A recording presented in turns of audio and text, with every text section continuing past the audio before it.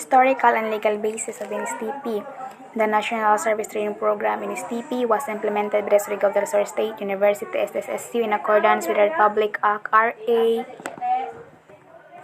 9163 and Act establishing the National Service Training Program NSTP for tertiary level students, enabling the government to create a program that will encourage the youth to actively participate in civic welfare and literacy initiatives as well as defend the country in times of war while undergoing a training in any of its three program components. So, kaya in-implement ng Surigao State University ang NSTP ay para maging ready tayong mga youth at ma-develop ang ating physical, moral, spiritual, intellectual, and social well-being. ROTC, CWTs, and LTs are some of its programs. It aims to promote and integrate values, education, transformational leadership, spirit of patriotism, nationalism, and sustainable social mobilization for youth development, community building, and national security. So, ang tatlong yan ay ang aim nila ay for youth development. So, when we see ROTC or Reserve Officers Training Corps, it designs to provide military training, tertiary level students in order to motivate, train, and mobilize them for national defense preparedness. And in CWTS or Civic Welfare Training Service, it refers to programs or activities contributory to the general welfare and the betterment of life for the members of the community or the enhancement of its facilities, especially to those devoted to improving health, education, environment, entrepreneurship, safety, recreation, and words of the citizenry. So when we say LTS, it is a program designed to train students to become teachers of literacy and numeracy skills to school children, out of school, and other segments of society in need of their service. The National Service Training Program, NSTP, is a curriculum requirement for all college students under Republic Act RA number 9163. The law provides an opportunity for the youth to directly contribute in nation building. So, ang NSTP ay required para sa mga college students at para ma-develop at ma-ready. Presidential Decree number 1706, Section 1980, providing for compulsory national service for Filipino citizens and amending certain sections of Commonwealth Act number 1 as amended, otherwise known as the National Defense Act for the purpose. So, as a citizen, it's our duty to contribute to our country's development and welfare and to cooperate with the duly constituted authorities in the attainment and preservation of a just and orderly society. So, ang Presidential Decree ay may 7 section.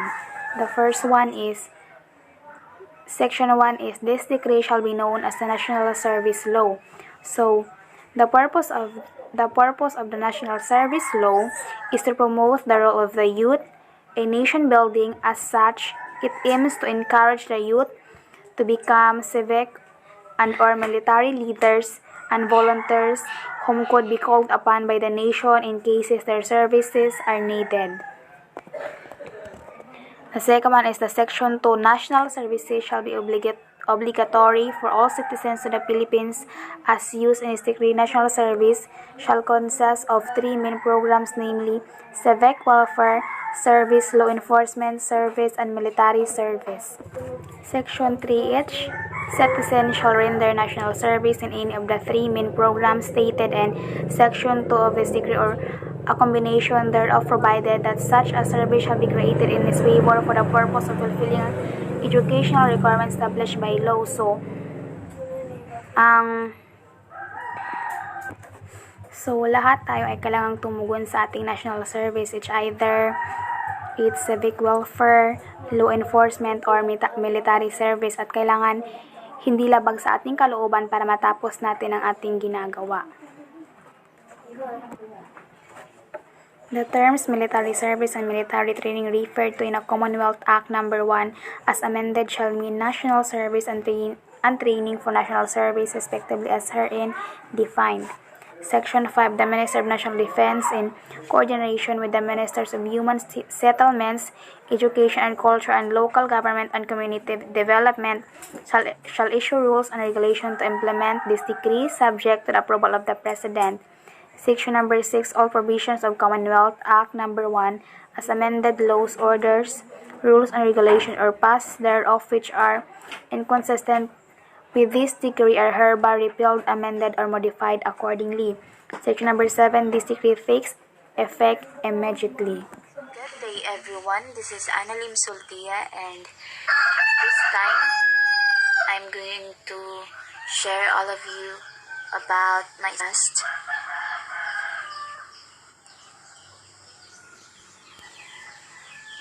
So, this is all about Philippine Constitution and Lesson 2. So, meaning of Constitution. The word Constitution is derived from the verb to constitute, which means, among other things, to set up, ordain, appoint, frame, form, make up, or compose. So, in other words, this is other term for this is to establish law, no, or customs. So man siya diri na buo ang atong mga karapatang pantao, karapatan nato as a citizen, no. With the reference to Constitution of the Philippines, it might be characterized as the written instrument by which the system or body of fundamental principles according to which a nation, state, or body politic is constituted and governed for the benefit of the people. Basic principles underlying our Constitution. So, our Constitution is established upon certain basic principles of government which have become an integral part of our democratic law based on legacy as a people. Among these principles are the following. So, ano siya ang mga batayan, no, ina-follow. And this principle also is which have become an integral part of our democratic law, no. Number 1, recognition of the aid of the Almighty God, or preamble. So we, the sovereign Filipino people, imploring the aid of Almighty God in order to build a just and humane society and establish a government that shall embody our aspirations, promote the common good, conserve and develop our patrimony, and secure to ourselves and our posterity the blessings of independence and democracy under the rule of law and a regime of truth, justice, freedom, equality, and peace, do ordain and promulgate this Constitution. So, in other words, this introductory part, no, mga intention nga nung gina-implement na siya ng mga law, no, unsay purpose ana nga nung gi-implement man na siya. So, this is the purpose, no, to have a peace, no, freedom, justice, mo na siya mga purpose. So, dili nakita nato kung unsay sa preamble nato makita kung unsay intention sa mga government nga nung nag-implement sila mga law or mga rules sa Constitution, no. Next, Sovereignty of the People, Article 2, Section 1, Declaration of Principles and State Policies. Section 1. The Philippines is a democratic and republican state. Sovereignty resides in the people and all government authority emanates from them. So we all know that Philippines, so ato ang country, is a democratic, no, which free ta kung sa itong buhaton, no, kung sa itong mga karapatan nato ng republican state. So, guarantee of human rights. So, the Bill of Rights is a parcel of the Constitution which records the fundamental rights of an individual from infringement by the legislature and individual or by any group of people. It in this manner constrains the powers of the government, the way others have similar rights, and like manners restrains how we exercise our rights. So as our Constitution are superior to our legislature, so the people are superior to our Constitution. Article 3, Bill of Rights. So, ato ang karapatang pantao. Section 1, no person shall be deprived of life, liberty, or property without due process of law, nor shall any person be denied the equal protection of the laws. So, I know that we are familiar of this article, no, of this section 1 about life, liberty, and property. So when we talk about this, so as our rights, so walang sinumang Pilipino na pwedeng kumitil ng buhay ng kapwa niya Pilipino. So understandable na sa ato. So pag nakaygipatay, so mapriso gid ka, no, na ay batas, so naayud kay padulngan, no, kung unsa imong ginabuhat na labag sa batas, no, labag sa Article 3, no, liberty, ato ang kalayaan, no, at our freedom. Like for example, debate, one of example of liberty, no, freedom of speech or property, no, at natay karapatan na magkakotse, natay karapatan na moadto sa laing lugar, natay karapatan na makaangkon og kayutaan. So pwede na to na siya makuha, no. Duties and responsibilities of Filipino citizen. Article 4, Citizenship is a relationship between an individuals and state to which the individuals owes allegiance and in terms is entitled to its protection. Some countries permit to their citizens to have multiple citizenship while others insist on exclusive allegiance. Section 1. The following are citizens of the Philippines. Under the 1987 Philippines Constitution, Article 4, Section 1, it states that those who father or mother citizen of the Philippines, those born before January 17, 1973, or Filipino mothers who elect Philippine citizenship upon reaching the age of majority, and those who naturalize in accordance of law. Section 2. Natural-born citizens are those who are citizens of the Philippines at birth without having to perform any act to acquire perfect their Philippine citizenship. Those who elect Philippine citizenship in accordance with paragraph 3. Section 3. Philippine citizenship may be lost or required in a manner provided by law. Section 4. Citizens of the Philippines who marry alliance shall retain their citizenship unless by their act or omission they are deemed under the law to have renounced it. Section 5. The dual allegiance of citizens is inimical to the national interest and shall be dealt by law. Article 5. Suffrage is a political franchise, or simply franchise is the right to vote in public political election. In some languages, occasionally in English, the right to vote is called active suffrage, as distinct from passive suffrage, which is the right to stand for election. Section 1. Suffrage. Section 1. Suffrage may be exercised by all citizens of the Philippines not otherwise disqualified by law, who are at least 18 years of age, who shall have resided at the Philippines for at least one year, and the place where in they propose to vote for at least 6 welfare and literacy initiative as will find the country in a time of war while undergoing training in any its 3 program components: ROTC, CWTS, LTS are some of its programs.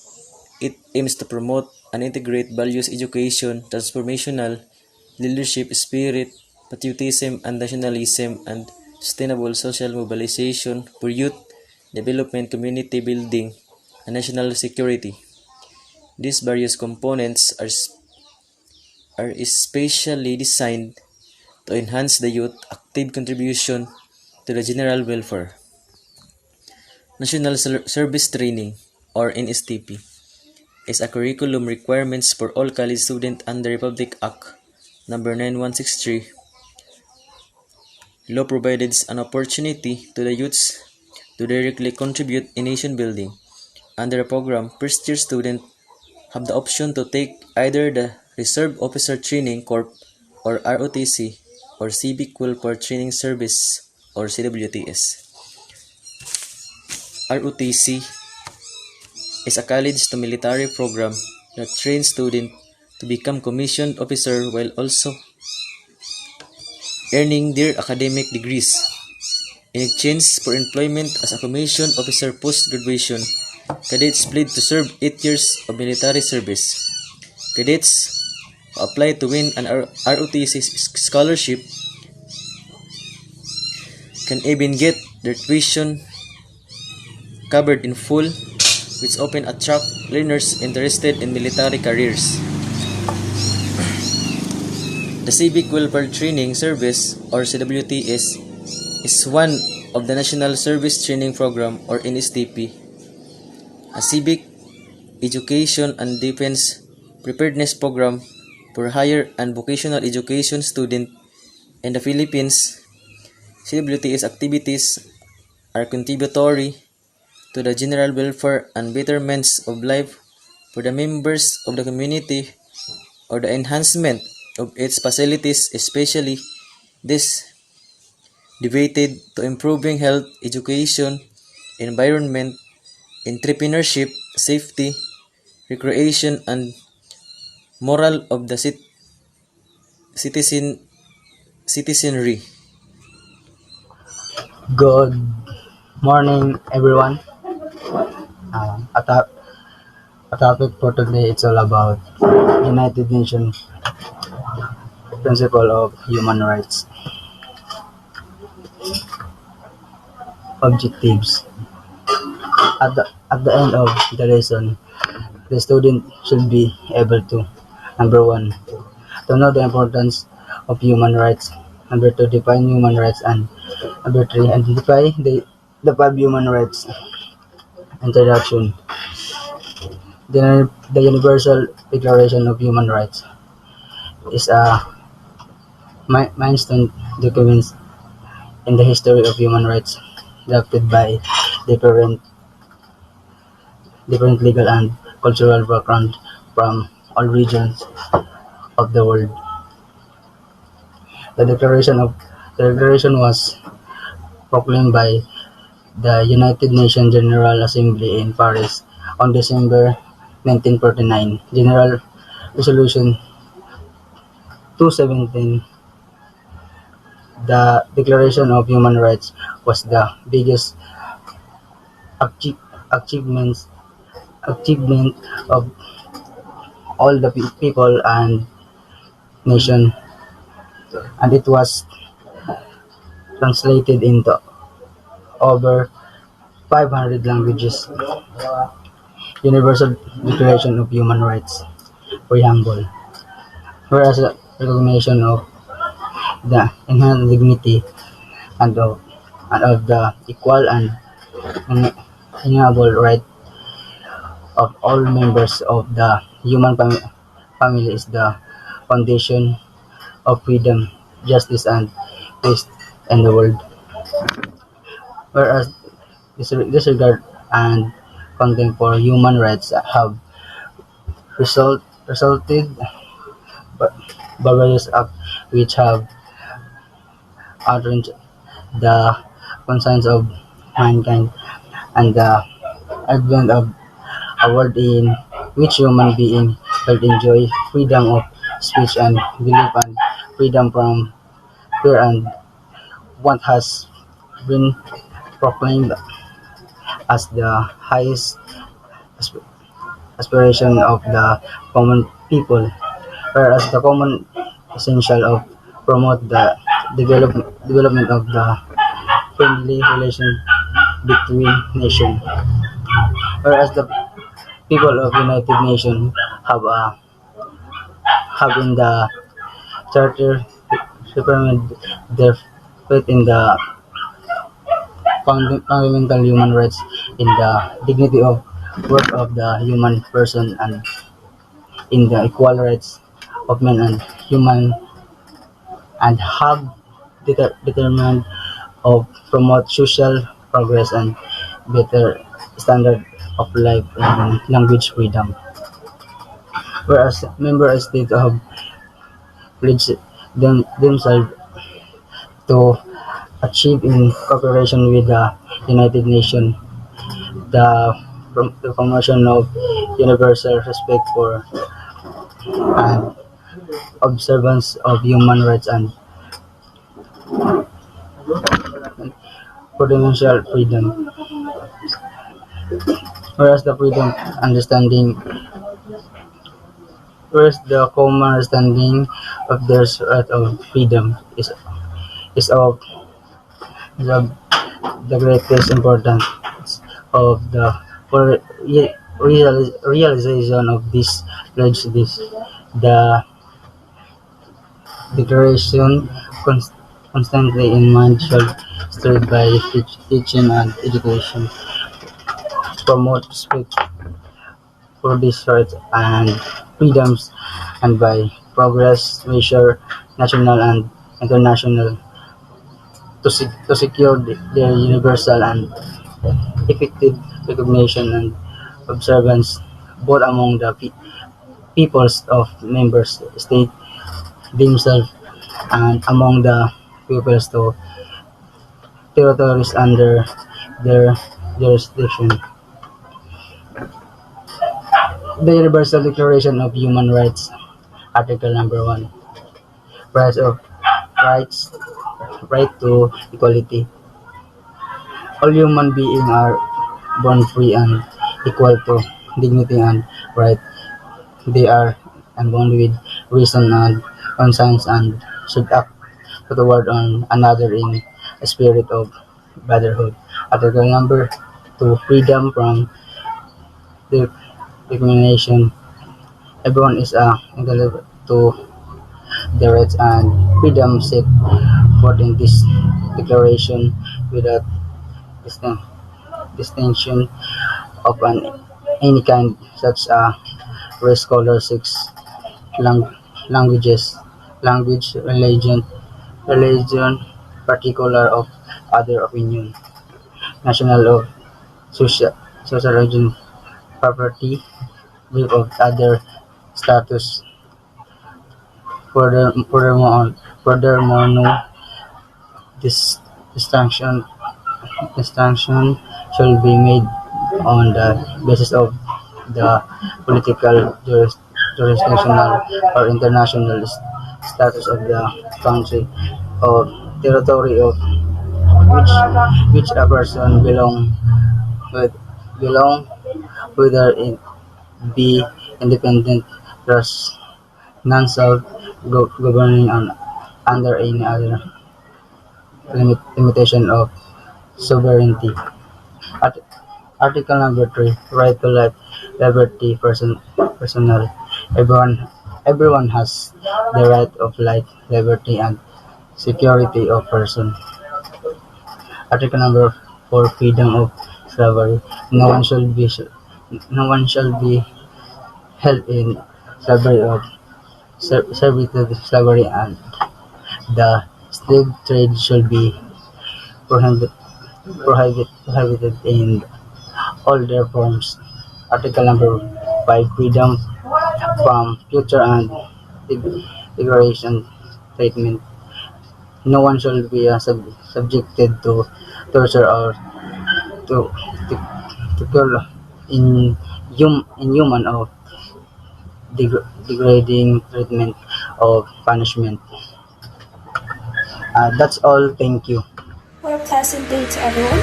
It's me, Isaiah Alexander Gonzon. And today, we will be learning about Flag Heraldic Code of the Philippines. These are the objectives.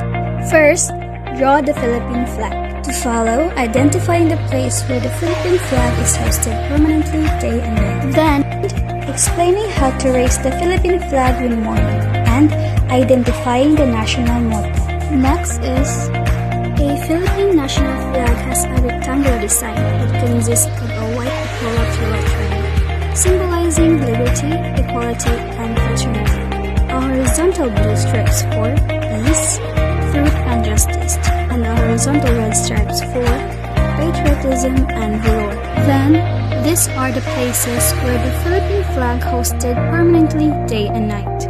At Malacanang Place, the Congress of the Philippine Building, Supreme Court Building, the Rizal Monument in Luneta, Manila, Aguinaldo Shrine in Cavite, Cavite, Shrine in Malolos, Bulacan, and the Thumb of Unknown Soldier, Libingan ng mga bayani, and of course, Mausoleo de los Veteranos de la Revolucion. And we shouldn't forget that the flag shall also be displayed in private buildings and residence, nor rise on the open flagstaff in front and side buildings every April 9, Araw ng Kagitingan, and May 1, Labor Day, May 28, National Flag Day, to June 12, Independence Day, last Sunday of August, National Heroes Day, November 30, Bonifacio Day, and December 30, Rizal Day. On such other days as may be declared by the President nor the local chief executives. So if I were you, as a student, I will mark those dates because, wait, classy, what I mean is, it's a privilege for us Filipinos that the flag is also be displayed throughout the year.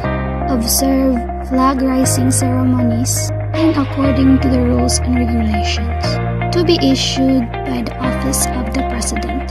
And then, there's more.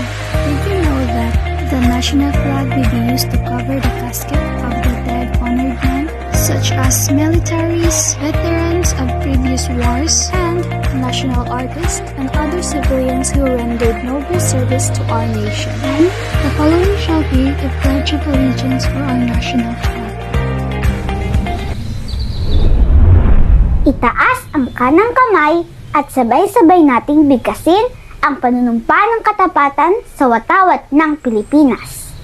Ako ay Pilipino, buong katapatang nanunumpa sa watawat ng Pilipinas at sa bansang kanyang sinasagisag na may dangal, katarungan at kalayaan na pinakikilos ng sambayan ng makadiyos, makakalikasan, makatao at makabansa. This pledge should be recited right after singing the national anthem, with the right palm open and shoulder raised high. Our national anthem is a song that reminds us that we live in a free country due to the fact that our soldiers fight to keep us safe. To respect and honor the ones who risk their lives so we can live ours in peace. And now, let's sing Bansang awit ng Pilipinas!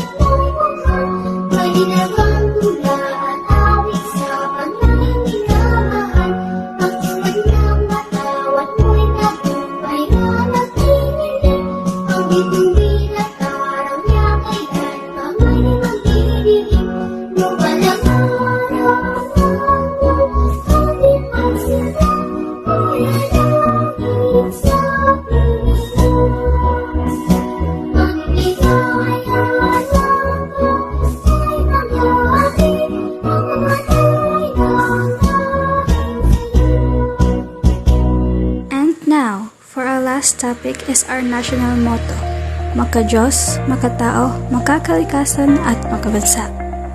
That's all for this topic. Thank you for listening and have a nice day. Good day, everyone. So now we will discuss about Lesson 5, the Good Citizenship Values, based on 1987 Philippines Constitution. Values, in Latin word valor, which intends to be strong and vigorous. This returns from the reason that a human individual must have strength or valor in each trait, It is the premise on which his quality and confronting the difficulties of life should be directed. According to Dr. Thomas Q.D. Andres on 1986, would define value as things, persons, ideas, or goals which are important life. Anything which enables life to be understood, evaluated, and directed. Then, from Edgar Sheffield Brightman, define value as whatever is like, prized, esteemed, desired, approved, or enjoyed by anyone at any time. It is the actual experience of enjoying a desired object or activity. Hence, value is an existing realization of desire. Then, the values of a society would be the guidelines or standards for which an act is decided to be what is correct or incorrect, right or wrong. The values in a society provide importance and guidance to each individual's life and impact his human conduct. We can say that values are those which are considered by the society as desirable and significant.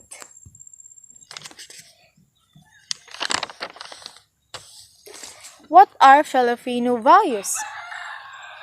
Filipino values are makajus, pagkamakajus, pagkamakatao, pagkamakabayan, at pagkamakakaligtasan.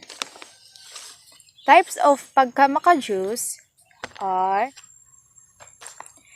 A. Faith and belief in Almighty God. For just as a body without a spirit is dead, so also faith without works is dead. For this statement from a biblical words show that we need to have a strong and active faith, especially for nowadays that we face a pandemic. Our faith to our Almighty God is necessary not only for today but for always to overcome this crisis. B is respect for life. God created man in his own image. In the image of God, he created him. Male and female, he created them. Genesis verse 1, chapter 27. We are all created for our only God. So we need always to be a respectful one. If you want to be respect others, then the one who will treat them nice. Then C is order. God is not God for disorder, but of peace. Corinthians verse 14, chapter 33. And this statement proved to find a peace and be with God. Before you build my dwelling place in other men's heart, be sure that I have one in yours. And this statement also reflects that we need to fix ourselves first before others. Then D is work.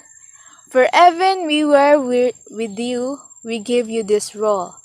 The one who is unwilling to work shall not eat. 2 Thessalonians verse 3, chapter 10. God provide us our needs, but we can't receive it if we aren't work it. And if we are called Him always, work is an occupation. Age doesn't matter. Then E,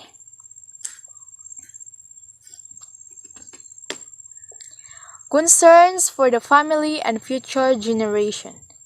From the beginning, the Creator made them male and female and said for this reason, a man will leave his father and mother and be united with his wife, and the two will become one flesh. So they are no longer two, but one flesh. Therefore, what God has joined together, let no one separate. Matthew verse 19, chapter 47. In family situations, you are lucky to have all. God provide the all things you desired. The money, the gadgets, the comfortable life. You have all by working with your father. But it feels empty. Why? Because you aren't have attention of your father, and that is the most desired you want to feel a complete family. So, I hope that you all understand my topic about values and Makajus type. So, let's proceed to another topic. Pagkamakatao. Under the pagkamakatao is love, freedom, peace, truth, and justice. Love is patient. Love is kind. It does not envy. It does not boast. It is not proud. It does not dishonor other. It is not self-seeking. It isn't not easily angered. It keeps no record of wrongs.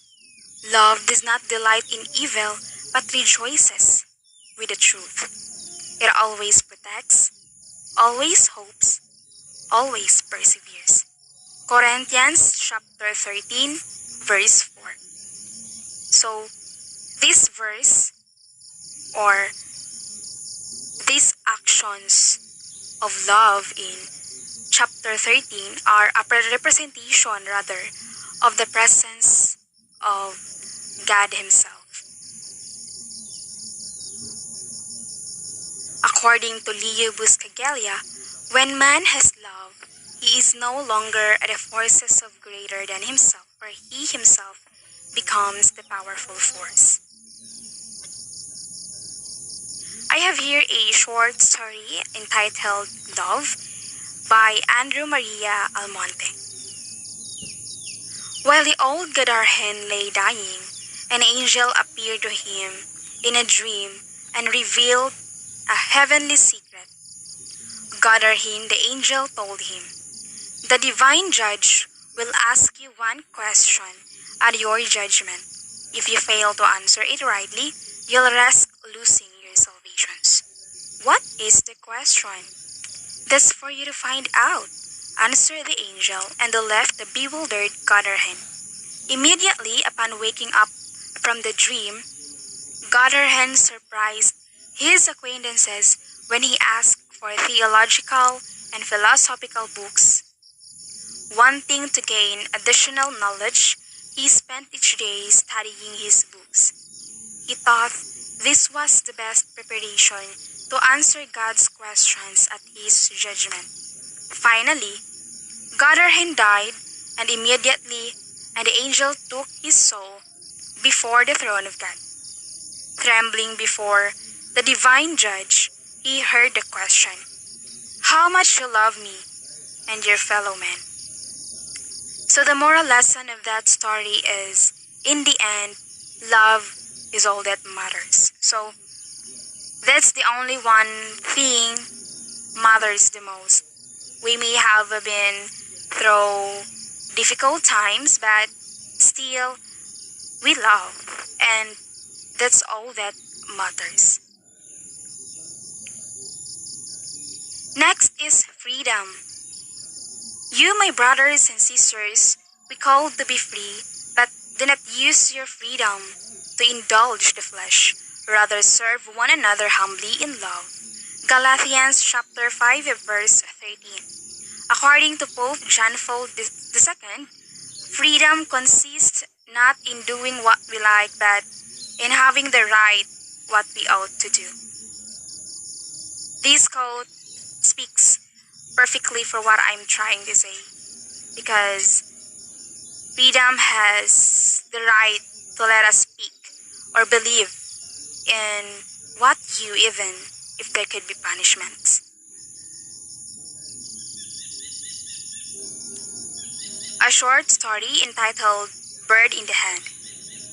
One day, a boy was walking at a park and found a bird lying on the ground. He picked up the bird, went to an old man sitting peacefully under the shade of a tree. Hoping to trick the old man and display his youthful wisdom, he approached him, held out his clenched fist, and asked, "Old man, tell me, is the bird in my hand dead or alive?" The old man thoughtfully looked at him and answered, "Little boy, if I tell you that the bird in your hand is alive, you can easily crush the bird and say that it is dead. But if I tell you that the bird in your hand is dead, you can easily open your hand, set the bird free, and say that is alive. Therefore, little boy, the answer to your questions is in your hands." Okay, so the moral lesson of that story is God gave us our lives. He also gave us freedom to choose what we want to make of them. Indeed, the answer to all our dreams is in our hands. We have the power to make them happen, but only if we choose to. Next is peace. Glory to God in the highest, heaven and on earth, peace to those on whom His favor rests. Luke chapter 2 verse 14. According to UNESCO Constitution, since wars begin in the minds of men, it is in the minds of men that the differences of a peace must be constructed. A short story about peace. Juaneto was an idealistic person. He wanted everybody to be happy and lead meaningful lives. So one day, he strode to church and prayed hard for world peace. He continued praying for the same intention for a year, yet nothing seemed to change. One day, he decided to narrow his scope and pray for peace in his own country instead. He prayed for the same intention for another year, yet violence and disturbance still seemed to be in an upsurge. Anxious for his prayer to be finally heard, he decided to pray for peace within his family instead. He kept this intention for another year with no significant result. Finally, on the verge of frustration, he decided to pray for peace within himself. He prayed for this intention for the next year. Each time he did so, he felt more at peace with himself and his personal issues, his family, his neighbors, until it reached a point in time that Juaneto was considered a man of peace, a friend of everybody, especially of the neediest among his countrymen. So the moral lesson of that story is that let there be peace on earth and let it begin with me. Next is truth. According to John chapter 8 verse 31 to 32, if you hold to my teaching, you are really my disciples. Then you will know the truth, and the truth will set you free. According to Saint Augustine, the truth can be hidden for a time, but it cannot be overcome. The last but not the least is justice. According to Matthew chapter 7 verse 12, treat others the way you want to have them treat you. Injustice anywhere is a threat to justice everywhere. By Martin Luther King Jr. Good day, everyone. To all who don't know me, let me introduce myself first. I am Carmela Obinantoles, and now we will tackling about pagkamakabayan. And now, what is pagkamakabayan? Pagkamakabayan implies a person's positive attitude towards his own country, his national homeland, its culture, its true members, and its interests.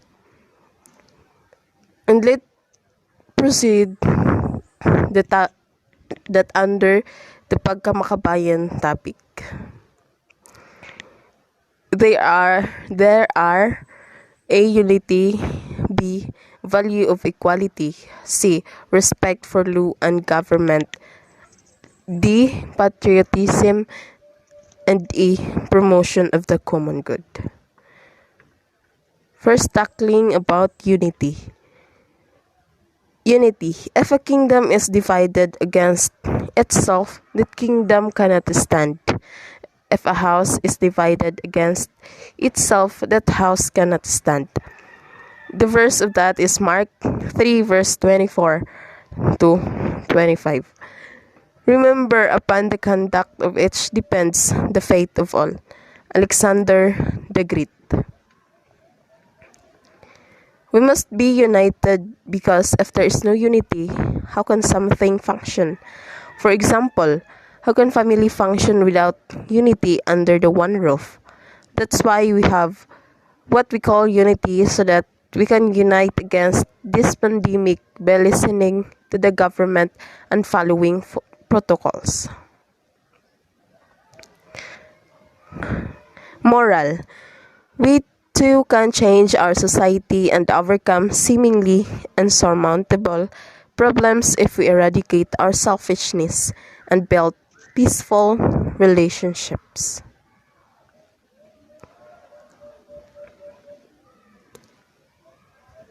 And next, the value of equality. The God said, "Let us make mankind in our image, in our likeness." Genesis 1 verse 26. Now is the time to open the doors of opportunity to all God's children. Now is the time to lift our nation from the quicksands of racial injustice to the solid rock of brotherhood. Martin Luther King Jr. We should have value equality because God created us all equal on this universe. We must not put on top of the things of inequality in our country. One nation and one country must respect equally. Moral. Each man may differ in worldly stature, but each one bears the same amount of dignity as another, and all share one common destiny.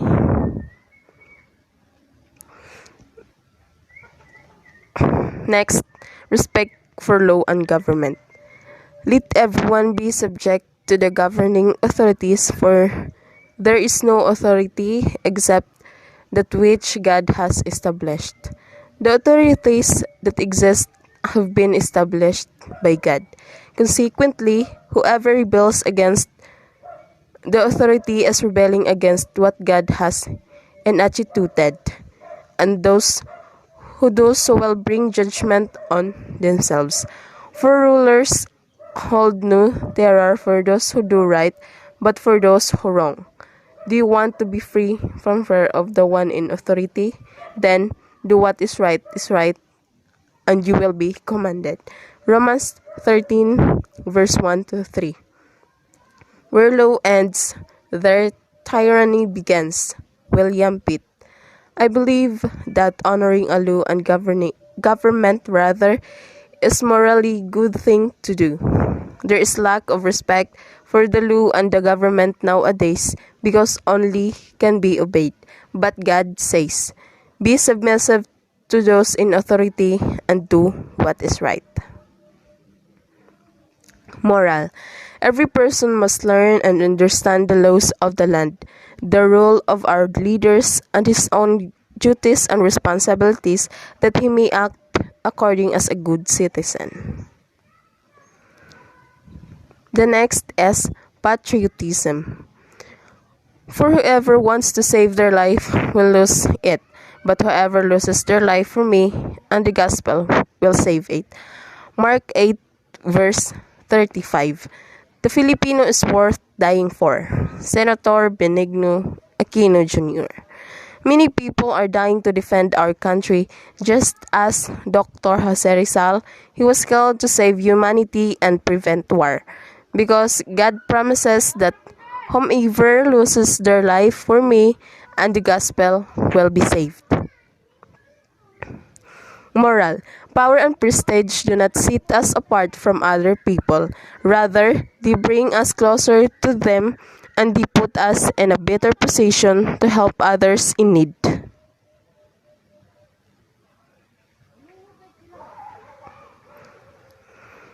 The last but not the least, promotion of the common good. All believers were together and had everything is common.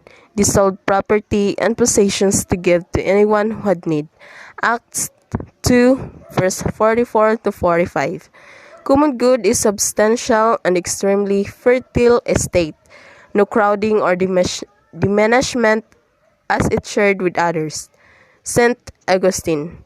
Food, medication, clothing, and other essentials are required by everyone nowadays.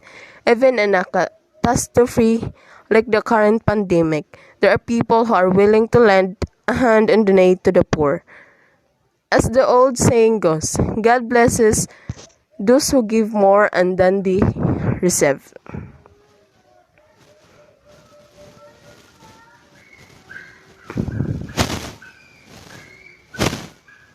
Moral: the real heroes among us, those who live their lives daily in genuine concerns for the welfare of the others.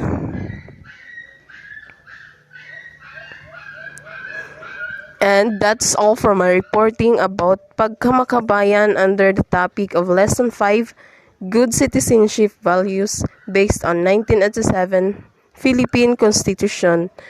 Again, this is Carmela Benantoles. Thank you and God bless. Pagkamakakalikasan.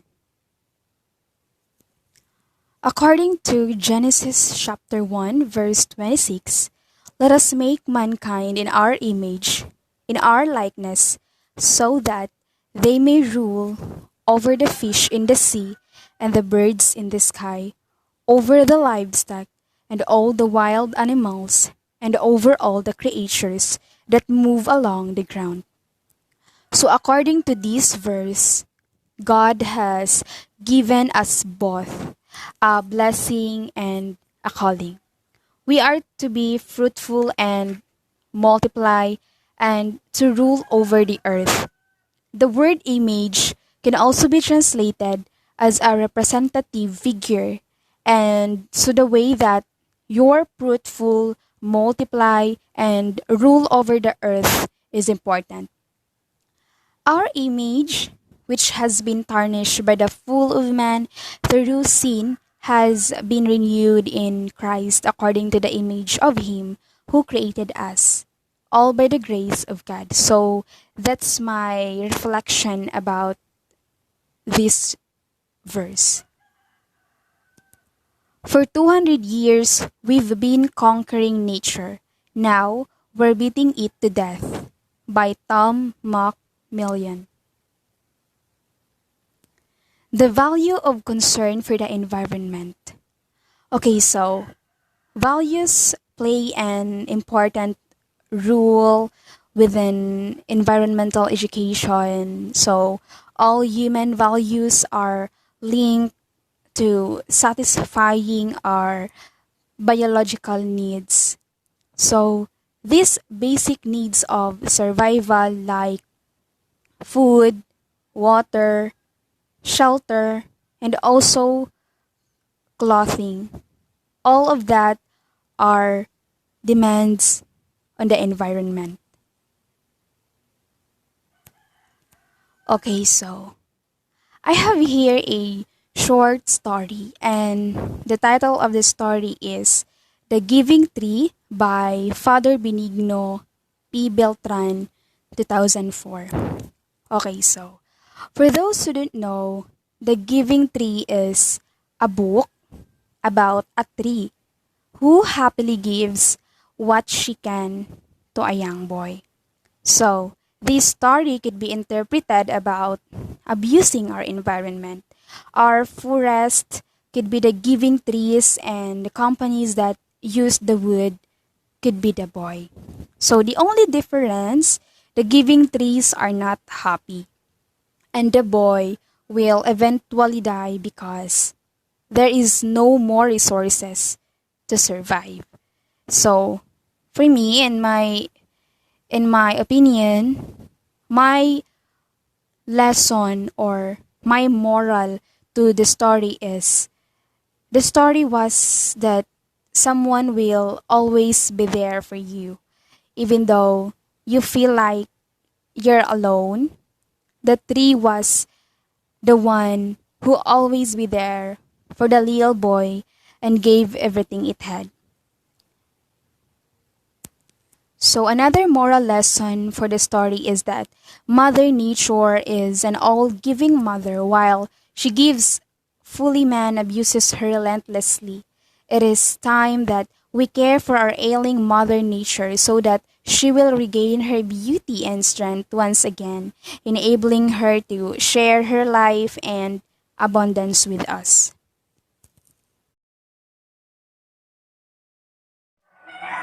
The right of suffrage. The human right to vote is embodied in three instruments. First, the Universal Declaration of Human Rights. It is a historic document which outlined the rights and freedoms everyone is entitled to. It was the first international agreement on the basic principles of human rights. Second, the International Covenant on Political Rights. It attempts to ensure the protection of civil political rights. The Covenant commits its parties to respect the civil and political rights of individuals, including the right of life, freedom of religion, freedom of speech, freedom of assembly, electoral rights, and right to due process and a fair trial. Third, the 1987 Philippine Constitution. Article 3 is that no person shall be deprived of life, liberty, or property without due process of law, nor shall any person be denied the equal protection of the laws. So, it means may karapatan ng isa katao na tanggalan ng isa katao ng kalayaan or pag-aari ng walang nararapat na proseso ng batas. Article 21, 1 to 3 of the Universal Declaration of Human Rights, December 10, 1948. Number 1. Everyone has the right to take part in the government of this country, directly or through freely chosen representatives. Second, everyone has the right to equal access in this country. And third, the will of the people shall be the basis of the authority of the government. This will be expressed in periodic and genuine elections, which shall be by universal and equal suffrage, and shall be held by secret vote or by equivalent free voting procedures.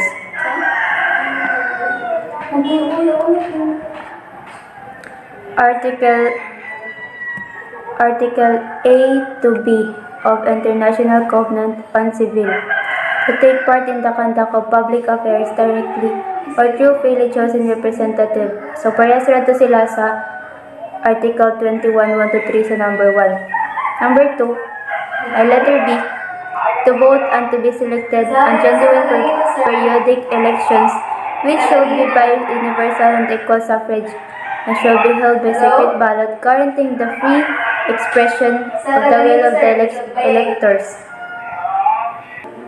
Article 5, Section 1 to 2 of the 1987 Constitution. First, suffrage may be exercised by all citizens of the Philippines not otherwise disqualified by law. Second, the Congress shall provide a system for securing the secrecy and sanctity of ballot as well as a system of absentee voting by qualified Filipinos abroad. The Congress shall also design a procedure for the disabled and the illiterates to vote without the assistance of other persons. Until then, they shall be allowed to vote under such existing laws and such as rules as the Commission on. So in overall, the people's right to suffrage is the foundation of the electoral process. If people are not allowed to vote freely, then the whole process of elections becomes absorbed and superfluous. Article 2, Section 1 of the Philippine Constitution. The Philippines is a democratic and republican state. Sovereignty resides in the people and all government authority emanates from them. So the right to suffrage as a human right is related to the concept of democracy and people's sovereignty. The sovereignty is often defined as the principle of absolute and unlimited power. Under the democratic 1987 Constitution, it is the people alone who can exercise sovereignty. They can therefore make decisions that are binding on all individual citizens, groups, and institutions, including the selection of leaders who will run government. Good day everyone, and I am Gisami Palaran Mandola. This is the qualification and disqualification of a voter. All citizens of the Philippines, 18 of age or over, and residents of the Philippines for 1 year and at least 6 months in the city or municipality wherein he/she proposes to vote immediately preceding the election are qualified to vote. The law does not require citizens to vote, but voting is very important part of any democracy. Citizens vote for leaders to represent them and their ideas, and the leaders support the citizen interest. The following shall be disqualified from voting. A. Any person who has been sentenced by final judgment to suffer imprisonment for not less than 1 year, however, he/she may require that the right to vote upon expiration of 5 years service of sentence. B. Any person who has been adjudged by final judgment by competent court tribunal of having committed any crime involving disloyalty to the duly constituted government such as rebellion, sedition, violation of the anti-subversion and firearms laws, or any crime against national security unless restored to his/her full civil and political right to vote automatically upon expiration of 5 years after service of sentence. In addition, RA 9189 or the Overseas Absentee Voting Law entitles all Filipino citizens overseas not otherwise disqualified by law and immigrants and permanent